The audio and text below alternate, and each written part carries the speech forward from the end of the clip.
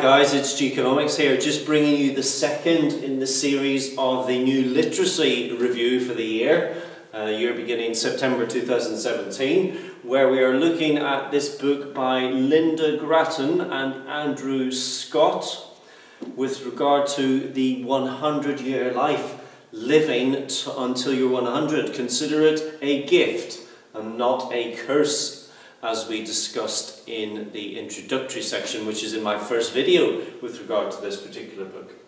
So, in chapter 1, it starts off, the authors start by saying, how many centenarians do you actually know?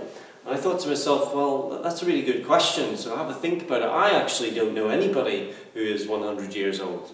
Perhaps you might know one, you might know a couple, but it's probably fairly unlikely that you'll know many people who are 100 years of age, or maybe between 110, something like that. It's pretty unlikely. But this is something which is going to become more commonplace. And as we said in the introductory video, somebody born today, young boy, young girl, has a more than 50% chance of living until they are at least 100 years of age.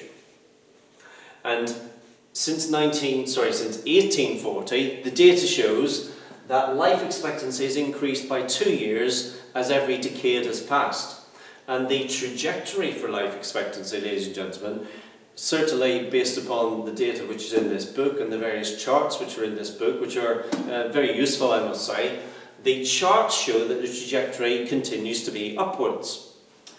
Now, of course, there might be a natural limit to how long one might live, and we will come on to that, and this is touched upon in chapter 1. However, in chapter 1, what's really considered is, number one, what are the things that impeded longevity of life in the past? How have those things been removed, done away with?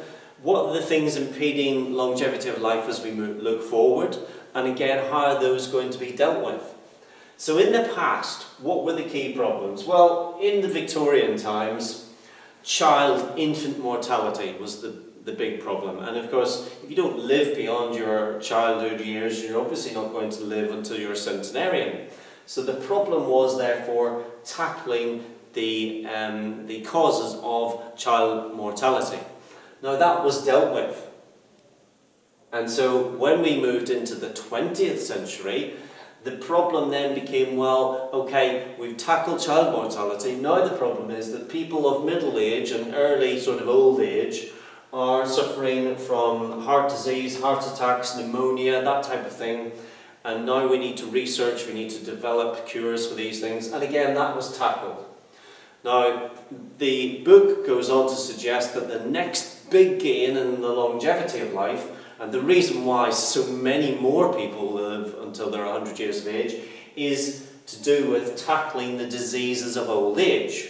Now those diseases of old age are things such as, for example, dementia. And of course there's a lot of money being poured into researching cures for these types of illnesses.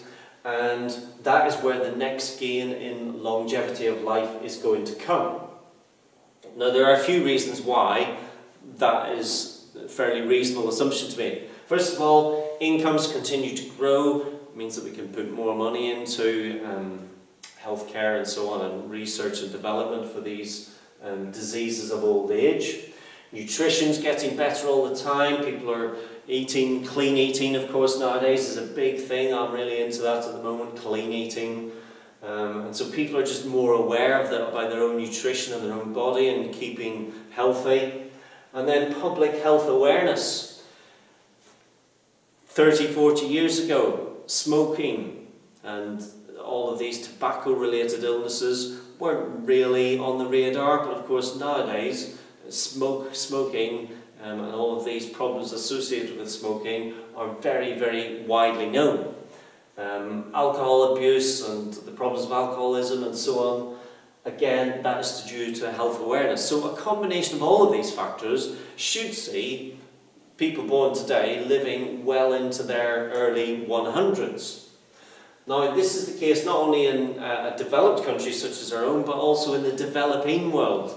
It might take a bit longer, but they will soon catch up with us. And indeed, today, in fact, as I was driving into college, today is the meeting of the BRICS, Brazil, Russia, India, China, South Africa, as I'm sure you well know, and they're all meeting in China at the moment to discuss really what's going on in the BRICS, because of course the BRICS were supposed to be the new tiger economies of the world, but with the exception of maybe, well, even China has its own problems, these economies are now stuttering and stagnating a little bit. Anyway, we digress. But India, for example, very large population, China, very large population, and one of the big improvements in both of those countries has been with regard to child mortality and infant mortality, and so longevity of life is improving. So they are getting there, and they will get there, it just might take a little bit longer. Now, is there a natural limit? Will the trajectory keep going upwards? Well, there probably is a natural limit, and as people become wealthier, they adopt a more sedentary lifestyle, and as they adopt a more sedentary lifestyle, then of course other problems of disease kick in, such as problems to do with obesity and so on. So those might, if people, especially if people continue to live a very sedentary lifestyle, might then put a natural limit on longevity of life, in which case that trajectory will start to obviously level off and flatten out.